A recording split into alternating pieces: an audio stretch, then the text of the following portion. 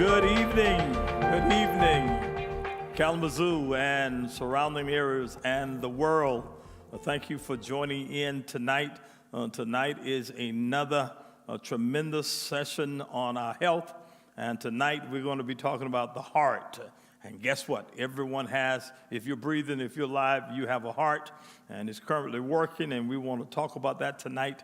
This is the second day of spring, Reverend Chris, and we're here tonight, and it's moving forward, so I'm excited about tonight and our discussion and what's going to happen.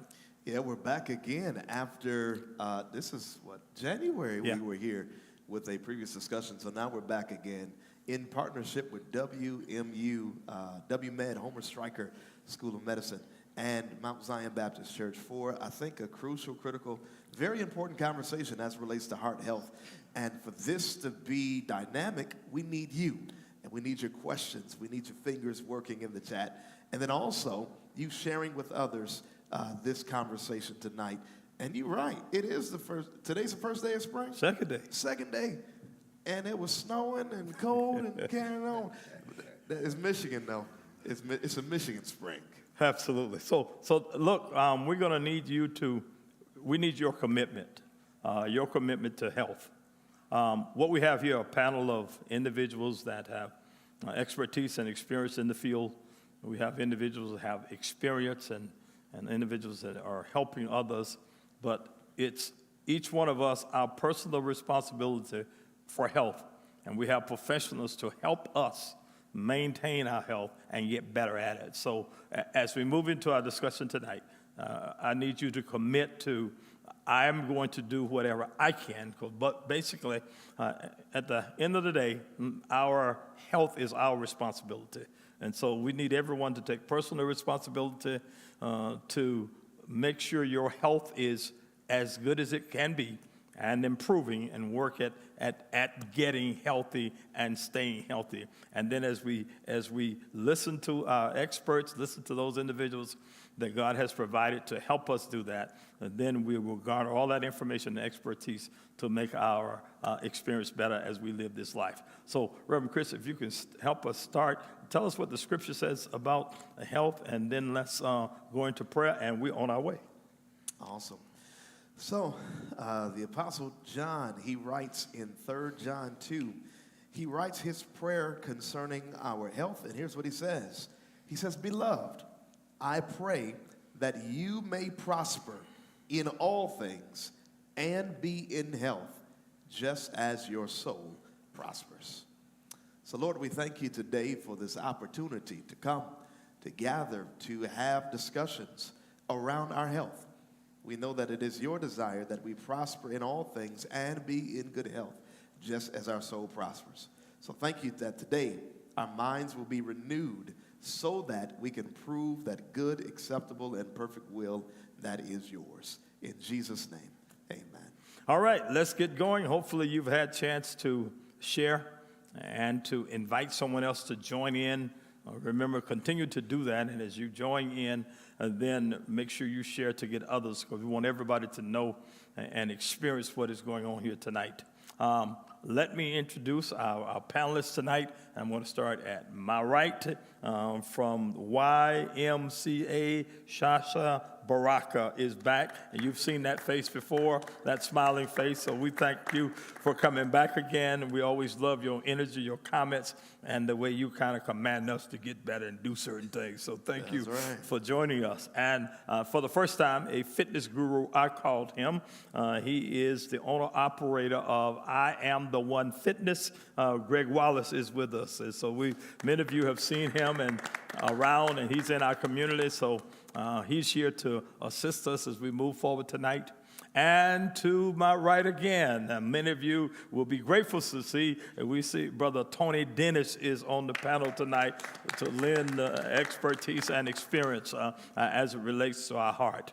And then to our left again, Dr. Gupta. He's with us for the first time from Ascension Borges. And so we're grateful to have you once again. Welcome to this partnership and this sharing this time tonight together. Thank you for coming. And to my right, a person that I've known over the years, and I really thank God for this person because he has helped me personally with health, Dr. Mark Showers. It's so good to have him back and his commitment to health and our community. Thank you, Dr. Showers, for being it and being here. And once again, I am Addis Moore, Senior Pastor of the Mount Zion Baptist Church. This is Dr. Christopher Moore. He's the assistant pastor. He is the Mount Zion Church. So we're ready to get going, and we're ready to talk about our heart, and we're ready to talk about heart health, and we're looking forward to leaning and gleaming from this panel tonight. Are we getting responses, Reverend? How are we doing that? Not yet. They haven't come in yet. So we need you to put your questions in the chat even before we get started so that we can make sure that we're addressing topics relevant to you and stuff that's on your mind. And we have the experts here to discuss that. So I want to start. Let me just start with my right, Dr. Shower. Can you tell us why it is it so important that we actually having this discussion tonight about heart health? Or what's the significance of actually calling the community together? Look, we need to talk about our hearts. What's going on, Dr. Shower? Sure. In the United States, heart disease is the #1 cause of death, and a major cause of disability. And I think it's something that oftentimes is capable of being modified. So we can modify our risk of developing a heart attack, and if you've had a heart attack, you can decrease your risk of having another one by paying attention to a number of different factors. So we'll talk more about those tonight. Okay, so let's get to some experience first, and Tony, I'm going to ask you to kind of share your story as much of it as you want to or as you're willing to share. Can you share that? And I think that will help us as we plow into the discussion, really put some oomph to it. Well, for me, I was under the care of a cardiologist while I had not had a heart attack. For the several years, I had been seeing my cardiologist and, of course, working very closely with my doctor. And but I noticed that I was getting some pain when my heart rate was up above 120. If I walked normally, there was no problem. But I noticed those pains were coming more frequently. At one point, it would subside after about 15 minutes because I was kind of timing it. And so I know my body. And so one day I decided that I'm not going to do this anymore. I'm going to ask for another stress test. And I did. And actually, I did extremely well on the stress test. They had to tell me to slow down. Well, the next day, I get a call from the cardiologist. He says, there's some abnormalities, and I need you to come in so we can talk about that. I went in to meet with the cardiologist, and they tried to, he told me that he needed to go in and take a look, and he did that, and all three of my main arteries were blocked. He could not do stents. It was not an option. So they had to refer me to a surgeon. Referred me to the surgeon, and the surgeon put it like this to me. He said, imagine driving down I-94 on a clear highway. He said, it's nice, but you don't have an exit ramp. And he said, you're gonna have to get this bypass, but because I looked at you and your heart is strong because you took good care of yourself. I've been a vegetarian for over 7 years. I took good care of myself. My heart was strong. I said, well, how am I getting blood? He says, well, it grew vessels, but you got a strong heart, so you shouldn't have any problem with this. Well, and then we decided that he had an opening, and I went in and had a triple bypass. There's a couple of phrases here, stents and then stress tests. So what's a stress test and what's a stent? So stress test, is that like you fill in the bubble type test, and that, you get your results printed out, like a voting machine, and what's the other one? A stent, like what's like a staple? What are those things? I can take that question because I do that every day. Yeah, let me back out and add to what Dr. Shah was saying. Heart disease is so common. It's actually the #1 killer in the United States. Every 40 seconds, somebody dies of heart attack. It is the #1 killer in men. It's the #1 killer in women. It's the #1 killer in whites. It's the #1 killer in blacks. It's the #1 killer in Hispanics. So if you had to really look for one disease that you can tackle, I would say it would be heart disease. And what brother was saying, his story is so common. I see 20 patients a day. Half of them come with that story because it is a very silent killer, and till it really hits you, it doesn't hit you. And what exactly is meant by having a stress test? And I think everybody should have a stress test, after the age of, say, 45 or 50, especially if they have a family history of heart disease. That is your biggest risk factor. And I'm sure we'll go into that in detail later.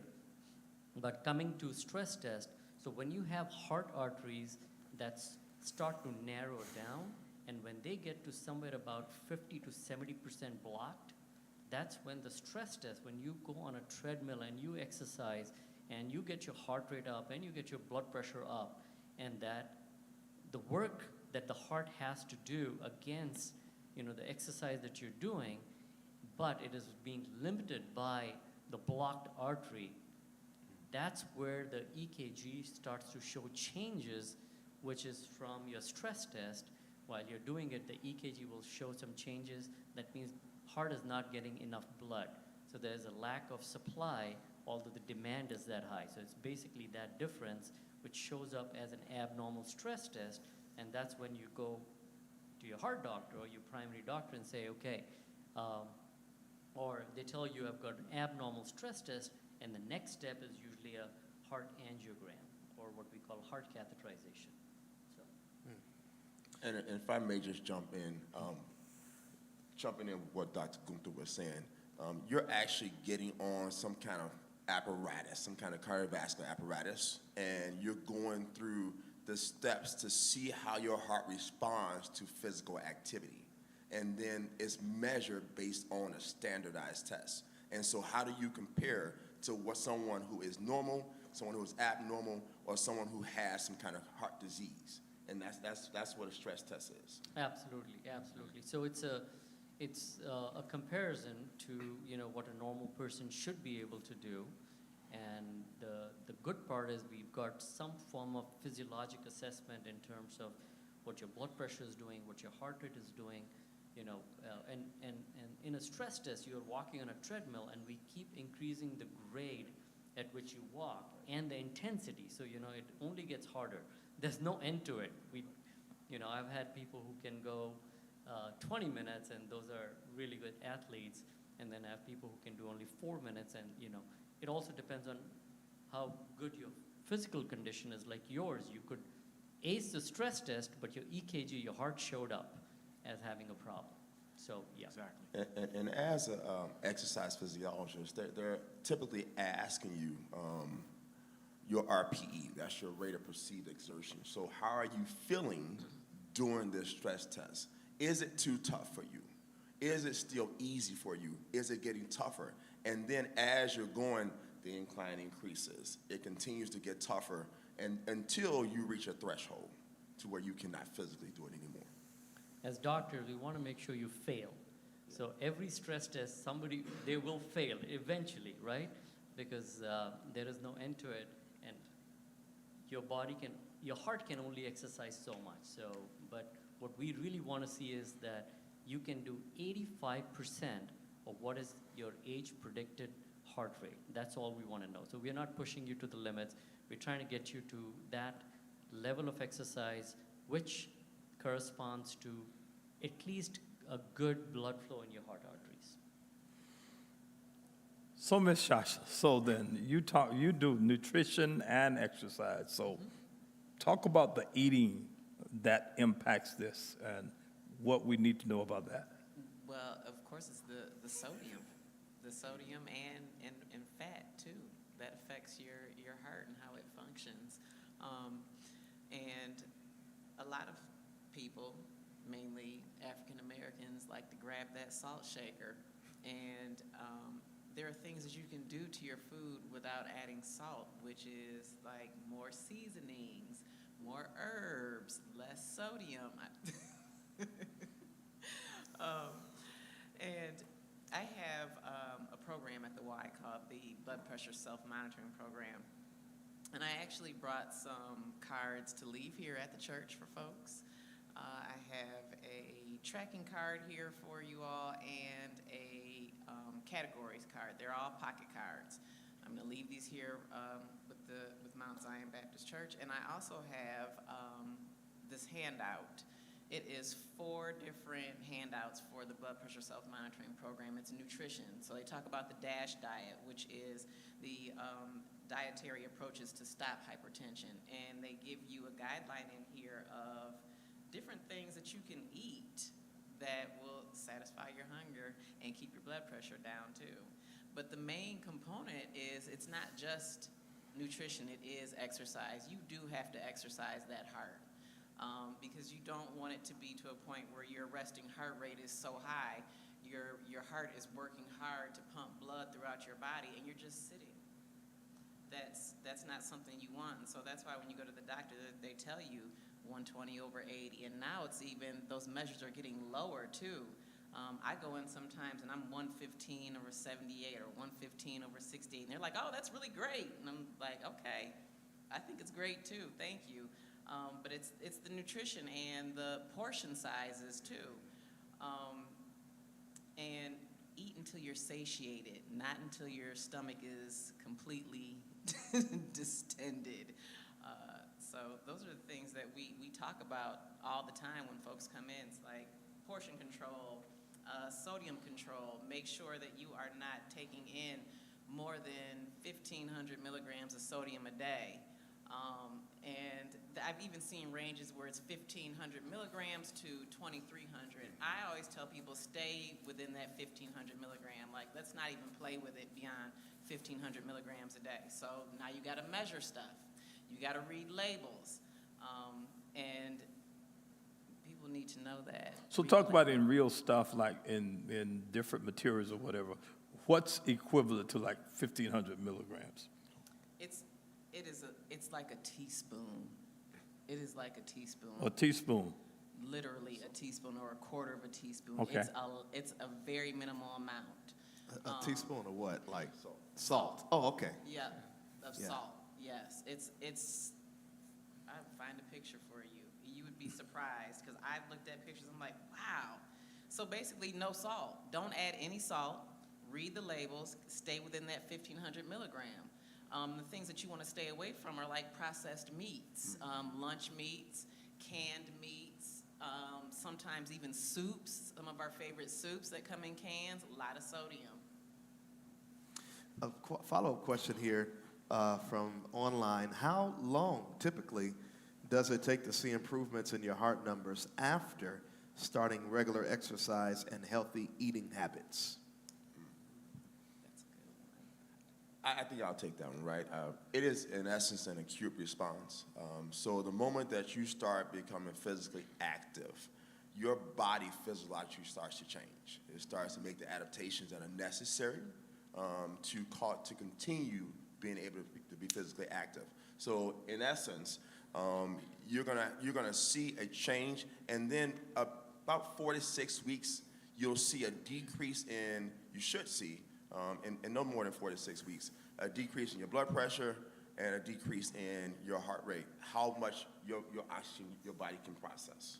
Your VO2 max. So Dr. Charles, talk about this blood pressure now, because every time we go to the doctor, that's the first thing that's going to happen, blood pressure. How important is that blood pressure, and how should it look, what should it look like?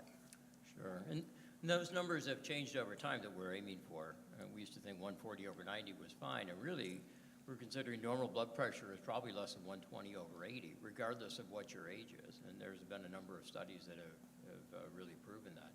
So I think it is essential, and I think not just getting it checked at the doctor's office, but probably if you have even borderline blood pressure, getting a blood pressure monitor and monitoring at home to give you those numbers that may be more realistic of what it runs at home than a doctor's office. But less than 120 over 80 is considered normal. So that's one of the major indicators of that maybe something wrong with the heart, is that blood pressure. Is that right? Yeah, high blood pressure or hypertension is one of the risk factors for heart disease. We're talking coronary artery disease, like Tony was talking about, his heart arteries, causing that to develop atherosclerosis or plaque or hardening of the arteries. So, doctor, you mentioned that this is the #1 killer. Don't matter whether you're white, black, woman, Asian. What did you mention? Asian, Hispanic. Probably right for Asians too. Right. Yeah. So the #1 killer, and then you also mentioned something about what's the word here? Family history. How does family history play into this of heart disease and hypertension and high blood pressure and all of this stuff? Yeah, so it's really important to understand that, there are what we, in our medical terms, we call it modifiable and non-modifiable risk factors. So you are born a certain way, you've got your genetics, which is, that's what is your family history. And I call that the smoldering fire. So, depending on what genes you acquire, you may have genes that cause high cholesterol. You may have genes that cause reduction and clearing of those cholesterol. Also, there are multiple genes that people acquire. Now you add on top of that, so age would be another non-modifiable risk factor, right? You can't change that.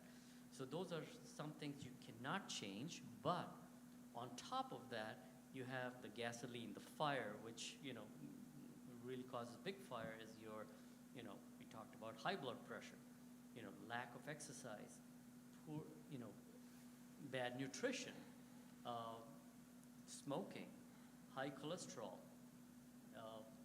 socioeconomic factors, especially psychological factors that contribute a lot. So those are the other risk factors that can cause heart disease, including alcohol intake. So your genes determine how prone you are to heart disease, and if you exercise, you do extremely well in terms of diet, it's not that you won't get heart disease, but you may postpone it. You may delay onset of heart disease.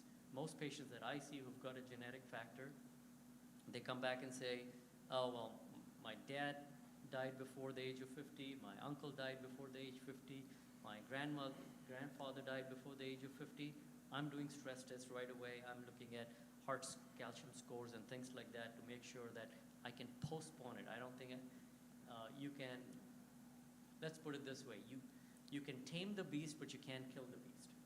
Okay? Heart disease is very, very aggressive, especially if you've got a genetic predisposition to it.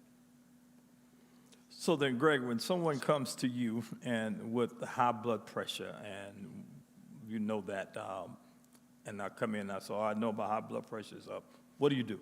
So the first thing we start with is we actually do an assessment of where that person is to see and in our assessment is actually we're looking at their health profile, and their health profiles consist of their blood pressure, their heart rate, their body mass index, body fat percentage, and waist to hip ratio.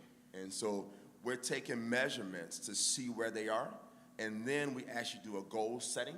So, okay, well, if my goal is to improve my cardiovascular fitness level, right, the first thing that we're going to do is we're going to actually put you on a sub-maximal exercise, right, something that's not going to overly tax the system, right, and then we're going to progress and be more aggressive, right? So we start typically with all the clients that I have, especially those who have heart disease. I'm working with one right now. And we take them through a step test. So we put them on a stepper, which is 12 inches high or less, for 3 minutes. And then as they progress in the training, we make it more challenging. So now, Tony, you said, though, you were basically in good shape, though, right? You thought. Yes, pretty much. Yeah, I was pretty good. I could jog, walk with no problem. And your blood pressure was? My blood pressure was pretty good, yes. It had been, I was being monitored, and I was being watched by my doctors, but the art, you know, it runs in my family, like you Right. said.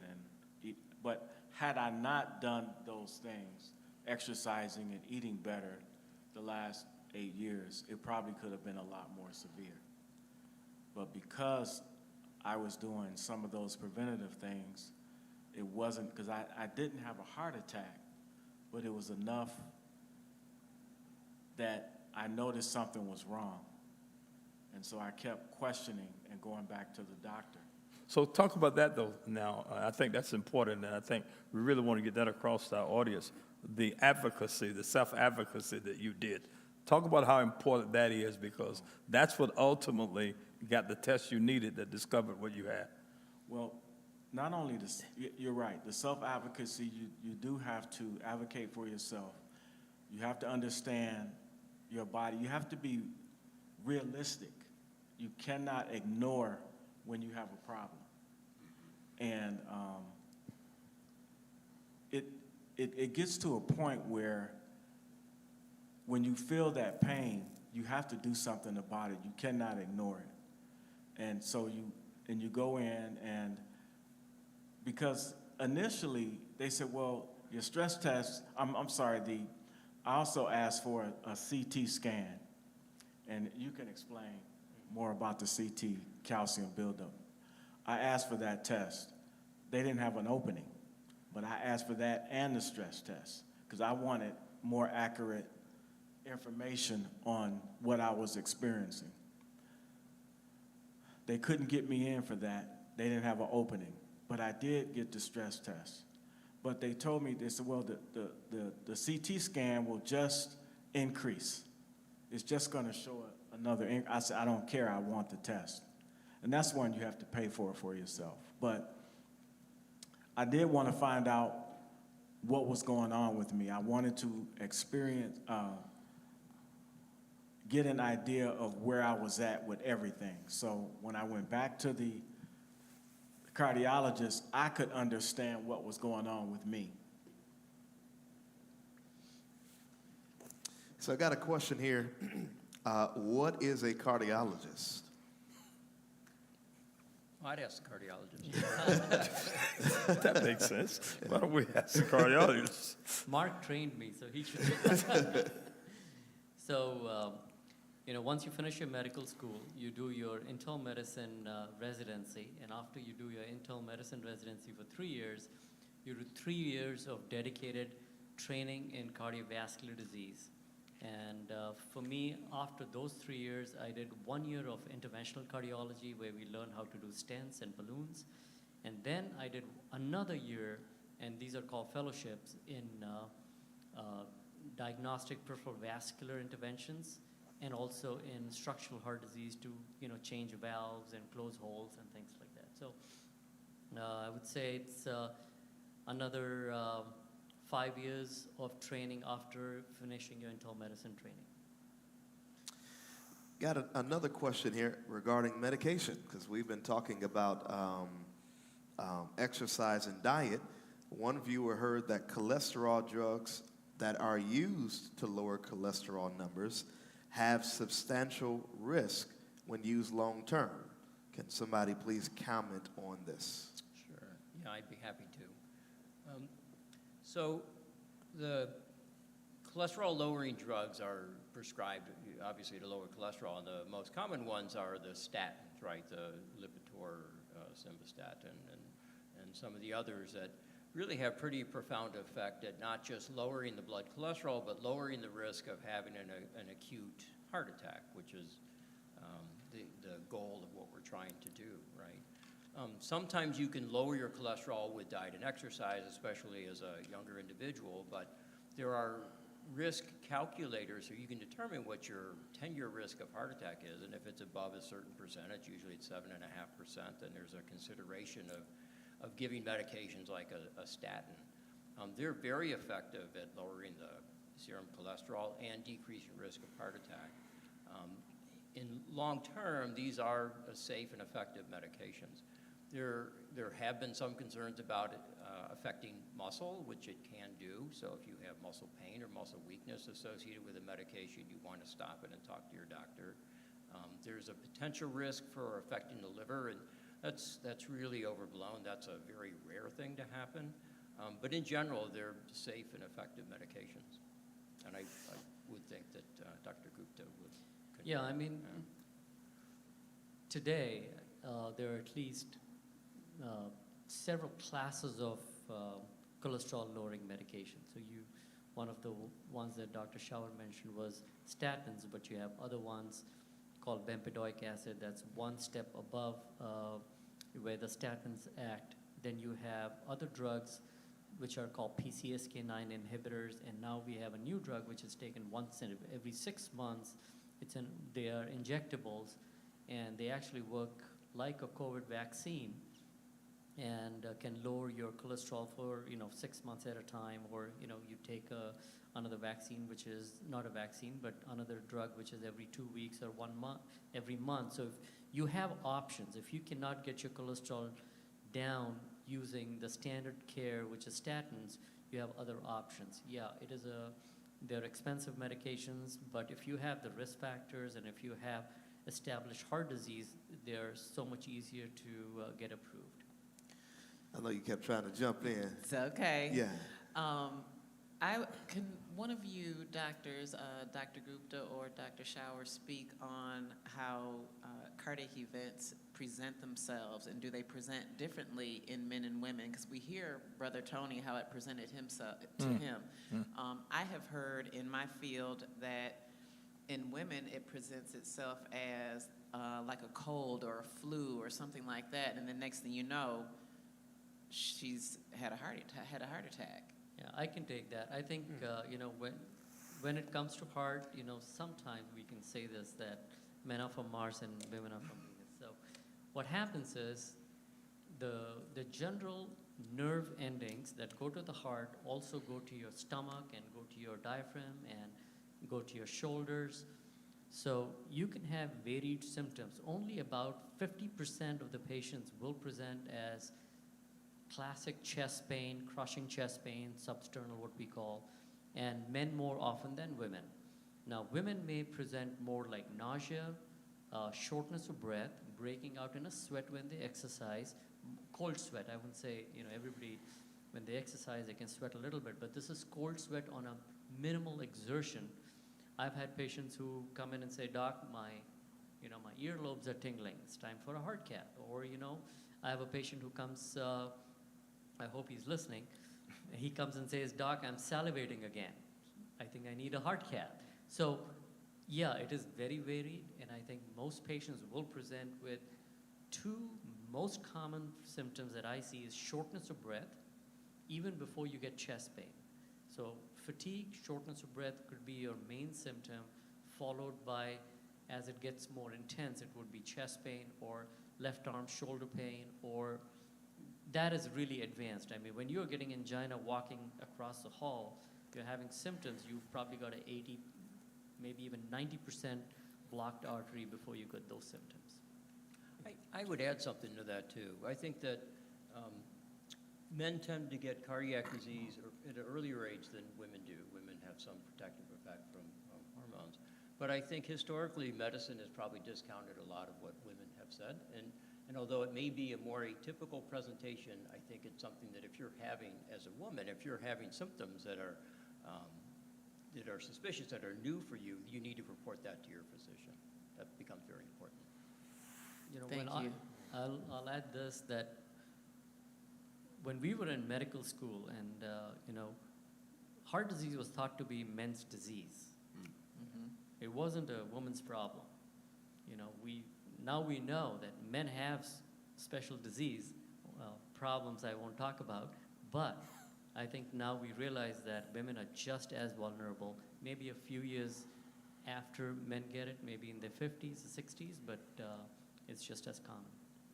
Now, we're just about a little over halfway through, so make sure this is a very riveting discussion, information I think we need to know, and so make sure that you share this with individuals, you get more folk on, ask the questions that's pertinent to you, or someone in your family, and let's get some answers, because we've got individuals here that's able and willing to give us the answers so we can get the help we need so that all of us can stay healthier.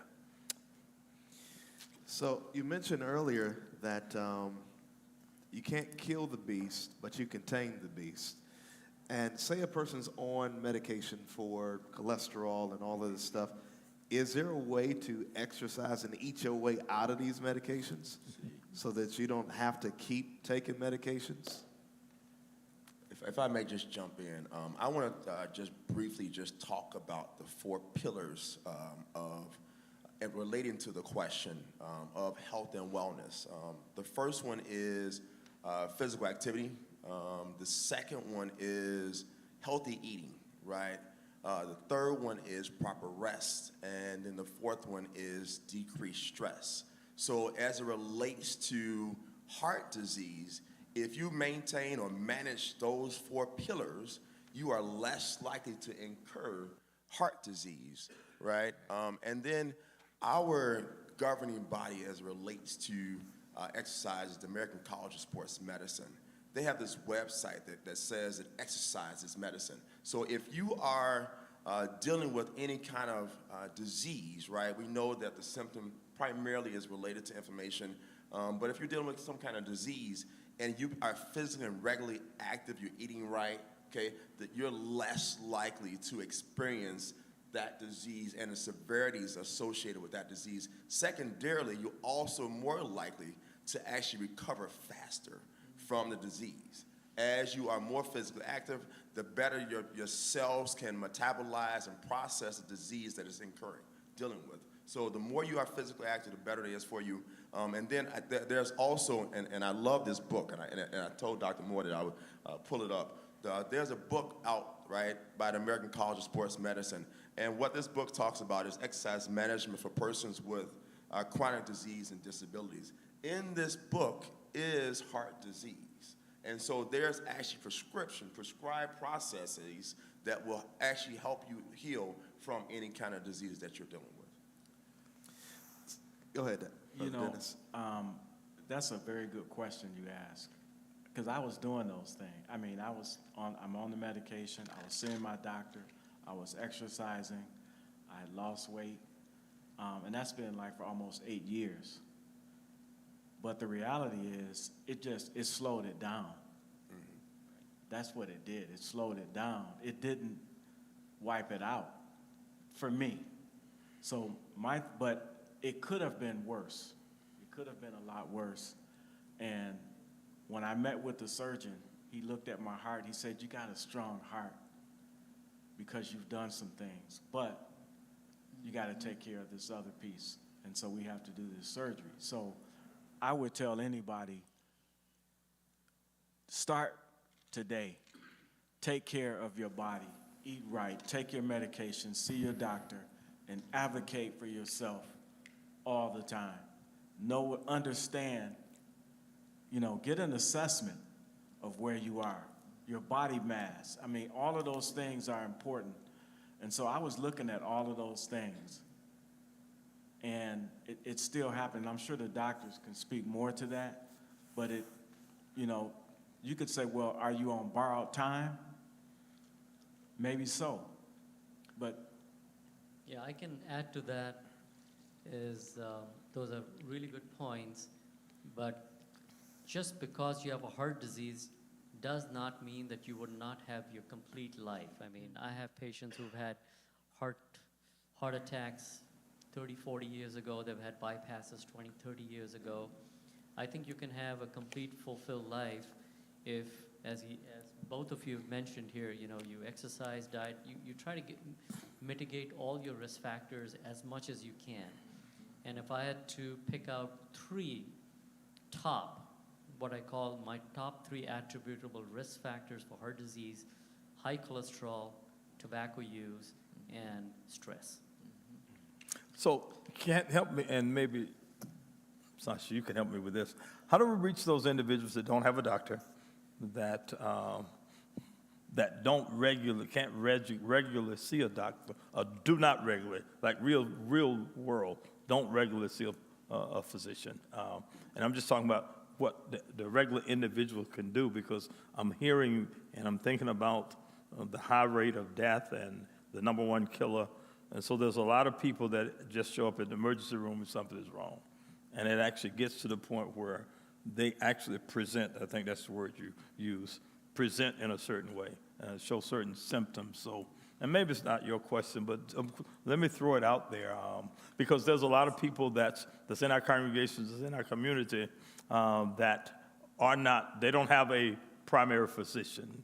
And we do now know that there is a shortage of physicians, and it's tough to get in even if you got a regular physician. And so there's waiting lists, and so it's not just I've got this and I need to get a. And so individuals actually show to. So how do we speak to those individuals? And I think Access and outreach. excuse me. Access and outreach. Access, outreach, education. I mean, like myself, I need to come out of the walls of the Y. I have several individuals that do BP checks for me at both of our locations, and I ask that they are retired medical professionals, because somebody like myself, I'm not going to diagnose. That's not my lane. I'm not going to diagnose. So I have a retired medical professional there, and usually they are registered nurses, or they've worked in ophthalmology with cardiac surgeons and all of that. And I've had someone save somebody's life because she saw his blood pressure and was like, you need to go see your doctor right away. And he had something going on and wound up on medication. And so I was strategic in putting people in those places because of, again, access and education. But we need to be invited to the churches and all of those places where we can be front and center in front of people and let them know this is what's probably going on. You need to go talk to a doctor right away. Or you need to come to the church and say, this is what we can do. Yeah. Can we? Mm-hmm. We can do that too. Collaboration, sir. Right, absolutely. Got a question here online. Please explain inflammation, and is there a way to avoid it? Yeah, I think we can all take it, but it is just swelling in the body in a localized area, and that's in its simplest terms. So inflammation is just swelling in a localized area. So from the heart standpoint, the real inflammation that we're talking about here is vascular inflammation. Your arteries being inflamed, which leads to what we call endothelial dysfunction, or lack of response to exercise or any other stimulus to relax. So it doesn't relax. Instead, it actually squeezes and contracts, and you get, it's manifested as you start walking, you start getting short of breath, and then you keep walking through, and then you suddenly realize that you can now walk better. It's warming up. So it's, when you're a kid and you jump around, your body is warm all the time. But as you grow older, you have to produce that nitric oxide to let your arteries relax.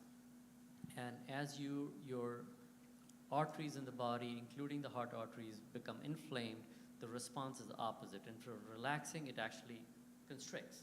And when you constrict, you get short of breath and chest pain and angina, and you've got to break through that. So how can you reduce inflammation? I think everybody has spoken the right things. Managing high blood pressure, exercising regularly. Cardio exercise is really important, and we can go over exactly what cardio means. And, not getting diabetic. I think being obese is okay, but to become obese means you've got a risk factor of becoming diabetic. So I think fit fat is okay. You can be, if you're exercising and you got a little bit of weight, that's probably okay. That's me. I'm fit fat. I'm just saying, I'm owning it. I can see somebody making a T-shirt. Yeah. The lady from the Y said she's fit fat.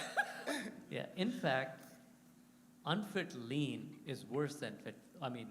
a regular person exercising. So Sorry, Dr. Gupta. Sorry, Dr. Gupta. So, cardio exercise is the key, and I'll let the exercise guys tell you exactly what cardio means, but I have my definition for that. So by doing all the right things, you can get the inflammation down, and medications help a lot, especially cholesterol medication. That is one of the triggers for inflammation is the cholesterol that gets into the heart, into the arteries, behind the lining of the heart arteries and cause inflammation. Exercise guy? Yeah. So in essence, cardiovascular fitness, any kind of cardio, right? What it does is it causes your heart rate to elevate, and it's any kind of physical activity that you do, i.e., something as simple as gardening, walking down the block, walking on the treadmill, riding a bike, anything that you do that causes your heart rate to elevate, increase blood flow throughout the body is cardiovascular exercise. Now, is there a certain amount we should do a day? Yes. Can great you? question. Oh, yeah. So it is recommended that we do 150 minutes a week. A week. And so that's 30 minutes a day. Is it what? 30 minutes 30 a day. minutes a day. Yeah. 150 minutes a week, 30 minutes a day of regular physical activity. And Greg lets you slide because me for cardio, you need to be panting. You should not be able to hold a full-blown conversation with me So while you should not be able to. It should be a. So, as I said, I have a little different opinion about cardio. Number one, it should be the length of exercise rather than the intensity. A good regular brisk walk for an hour is the best thing you can do for yourself. That's one. Number two, you'll be we talk panting. about yeah, you can. You will be with a brisk walk. Yeah. So people say, let me do a HIIT program, and if you're not ready to do the HIIT, do not do the HIIT. You've got to have a certain level of physical endurance before you can do something like that. You may hurt yourself doing that. So don't go gung-ho. Build it up over 2 or 3 years, and I think swimming, biking, good brisk exercise, but it's the length. And if I may just jump in about the whole HIIT training, right? That is a vigorous, intense exercise, right? And so what you want to be mindful of is the person's training age. So how long have I been physically moving before I start jumping into a HIIT program? That's high intensity interval training, just in case you don't know what HIIT is. I didn't know. I didn't. Sorry. I didn't know what HIIT was. I think like hip, like Yeah, I didn't know what slang hip back in was. the I day, didn't- hip. No. Okay. And so it's training at a level to where you are panting, right? And you're doing it in an interval pace. So I'm doing high intensity for 30 seconds, then I'm allowing my body to come back down, then I'm going again for another 30 seconds. But as it relates to cardiovascular endurance, you want to train at a level that's about 70% of your heart rate max, right? So when you're training, because you can do it for a longer period of time.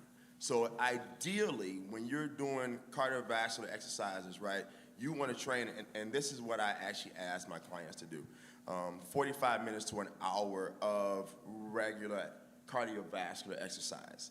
Now, if you're just, a lay individual and you want to just get started, start with 30 minutes of cardiovascular exercise and then progress your way to the 45 minutes to an hour of long-term endurance training. So as we look at go ahead with the question. A follow-up question as far as the heart rate.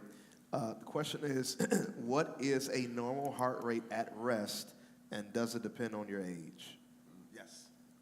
Age and physical activity. And for cardio, we say 220, they take this number, 220 minus your age. For me, I try to get, I'm not going to tell my age on here, but I try to get my heart rate up over 150, 160 when I'm doing cardio. And I wanted to speak about the HIIT training. Because we have a wonderful program on our matrix equipment at the Y, and it is speed interval training. and it's 20 minutes start to finish, and there are different levels. So a beginner can do a walk or a speed walk. It's an evidence-based program. It's been around for like 30 or 40 years, and it goes all the way down to the telomeres. It helps extend the telomeres, the ends of your DNA strands. But it also makes your body produce its own human growth hormone, which has anti-cancer and anti-aging properties. I have put people of all ages on our speed interval training, our Sprint 8, and they love it. And I've even had someone who our new watches tell us all these things that are going on. So she's improved her cardiorespiratory functioning from doing Sprint 8 3 days a week for, I think she got the notification after 9 weeks of doing it 3 days a week. So it's working the heart muscle too. So let's talk about this for a few moments. We've got about 10 minutes left. What's the average? You're talking about the habits of individuals and what individuals are going to do. And so I think that's where we are. We need to get as many people as we can to do something. Mm-hmm. So talk as in the realm of what is a person going to do? Because we know whatever you can do continuously will help change. Behavioral change is hard. And so sometimes, excuse me? I said behavioral change is hard. That's what I'm saying. So if it's something that I'm going to continue to do, what is that as it relates to heart? Something that the average person will continue to do. Well, last time I was here, you said you had, didn't have time to get your cardio in, and Oh, I get mine in every day. I suggested that you get up from the desk and take a few laps around the church. I get mine in. It's an hour on the treadmill every day for me. Good job. I've been doing that for years. So here's what I say about. I'm not the average person. For cardio, here's what I say. One, it has to be habitual. Yeah. Second, it has to be enjoyable. Mm-hmm. It cannot be a chore. So if you like to walk and if you like to swim, whatever you like to do, but you can't make it that it's a difficult thing for you to do, get up and do. It's got to be fixed. It has to be enjoyable. And that's what brings the inflammation down. Your stress comes down. So you cannot be stressed because you didn't exercise. Okay? So that cannot be part of your stress, that I didn't exercise today. I think you have to figure out a way to make it just a habit. I think having an exercise partner, so if you have somebody that, whether it can be a spouse, a significant other, or just a friend, but someone that you can walk with on a regular basis, I think that makes a big difference. And I think if you can walk and talk and share your experiences, I think that's really one of the joys of life, so I would recommend that. So you can't be panting when you walk. So this sparked a couple of questions. So how effective is chair exercises if you have mobility challenges and you are a senior over 70? Chair exercises are very effective, and you can actually get a really good workout doing chair exercises. Yes. A really good sweat. You can get the heart rate elevated. You can move just sitting in a chair for the 45 minutes to an hour, 30 minutes, whatever the time frame is. But chair exercises are very, very good. A follow-up question with that is, for a person who has high blood pressure, should they slowly begin their exercises or ramp it up as much as they can? Ooh. I want to jump in. Okay. I feel like you know what? Please, Dr. Gupta, please say something about this, because I even have encountered folks that are like, oh, I'm on blood pressure medication now. I can't get my heart rate up too high, or I had a cardiac event and I'm not supposed to do this. And I'm just like, I know your doctor told you to exercise. Yeah. I know your doctor told you to exercise. Yeah. So if you don't want to be over-medicated, sure. And you can talk to your doctor so that you can get your heart rate up enough, but you have, patients may have other conditions that may preclude them from, getting off some of these medications. But for most people, if you're just dealing with high blood pressure and heart disease, you should be able to slowly build up your exercise capacity. Just take time. There's no rush.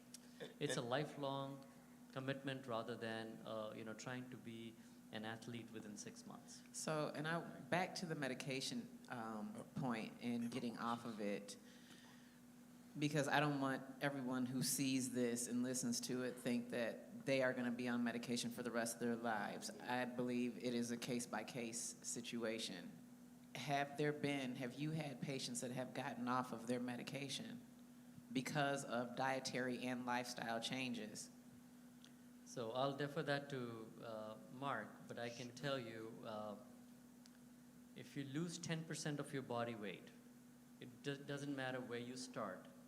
You probably can get off some of the medications. What do you think, Mark?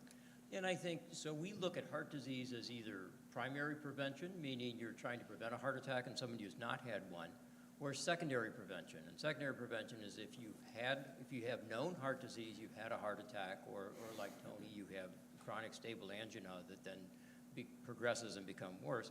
The treatment of those two are different, and there's a goal-directed therapy for people that have had a heart attack. So they will be on evidence-based medicine probably for the rest of their lives, because it will help to prevent them from having another heart attack. We've got about 4 or 5 minutes left. We got a couple questions. Let's hit the questions. 2 short questions. Is lymphedema related to heart disease?